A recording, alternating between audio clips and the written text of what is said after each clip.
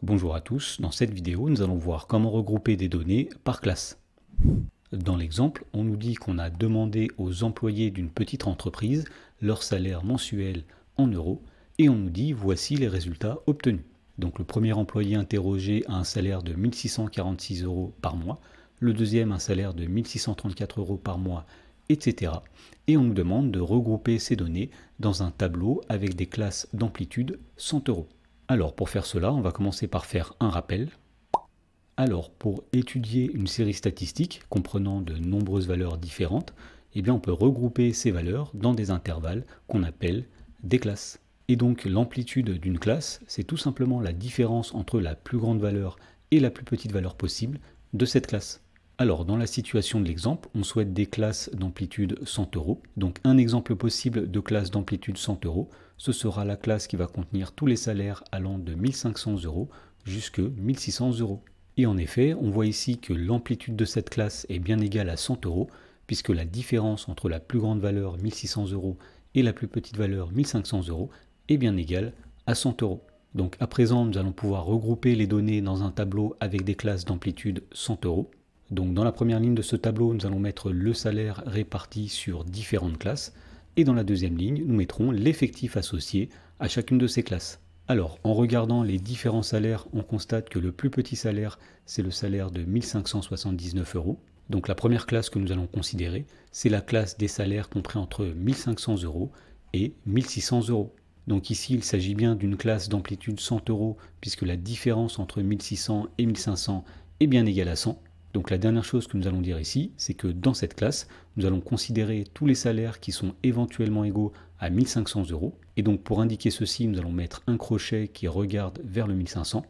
Et nous allons exclure tous les salaires qui sont égaux à 1600. Donc pour indiquer ceci, nous allons mettre un crochet qui ne regarde pas vers le 1600. Et tous les salaires qui sont éventuellement égaux à 1600 seront intégrés dans la classe suivante. À partir de là, pour déterminer l'effectif de cette classe, il suffit tout simplement de compter le nombre de salaires qui sont compris entre 1500 euros inclus et 1600 euros exclus. Donc on voit ici qu'il y a un premier salaire de 1579 euros qui est dans cette classe. Ensuite, il y a un deuxième salaire de 1590 euros qui est dans cette classe. Et enfin, il y a un troisième salaire de 1598 qui est bien compris dans cette classe. Donc au final, il y a trois salaires compris entre 1500 inclus et 1600 exclus. Donc l'effectif de cette classe est de 3. Alors la classe que nous allons considérer ensuite, c'est la classe des salaires compris entre 1600 euros inclus, donc on met un crochet qui regarde vers le 1600, et 1700 euros exclus, donc on met un crochet qui ne regarde pas vers le 1700. Donc ici on a bien une classe d'amplitude 100 euros, puisque la différence entre 1700 et 1600 est bien égale à 100. Et ensuite, pour compléter l'effectif associé à cette classe, il suffit tout simplement de compter le nombre de salaires qui sont compris entre 1600 inclus et 1700 exclus. Donc tout d'abord, on voit ici qu'il y a un premier salaire compris entre 1600 et 1700, c'est le salaire de 1634 euros. Ensuite, il y a un deuxième salaire compris entre 1600 et 1700. Il y en a un troisième ici et un quatrième ici. Autrement dit, l'effectif associé à la classe 1600-1700 est de 4. Voilà, donc une fois que ceci est fait, on peut passer à la classe suivante. Ce sera la classe des salaires compris entre 1700 euros inclus, donc on met un crochet comme ceci pour le signaler, et 1800 euros exclus, donc on met un crochet qui ne regarde pas vers le 1800 pour dire que 1800 est exclu. Et ensuite, on va compter le nombre de salaires compris entre 1700 inclus et 1800 exclus. Donc ici, il y a un premier salaire compris entre 1700 et 1800, il y en a un deuxième ici, et il y en a un troisième ici. Donc l'effectif associé à la classe 1700-1800 est de 3. Ensuite, on peut passer à la classe suivante, c'est-à-dire la classe des salaires compris entre 1800 euros et 1900 euros. Alors ici, nous allons inclure les salaires qui sont éventuellement égaux à 1800 en mettant un crochet comme ceci qui regarde vers 1800. Et on va exclure les salaires qui sont éventuellement égaux à 1900 en mettant un crochet qui ne regarde pas vers le 1900. Donc ici, on a bien une classe d'amplitude 100 euros, puisque la différence entre 1900 et 1800 est égale à 100 euros. Donc ici, nous avons un premier salaire de 1841 qui est bien compris entre 1800 et 1900.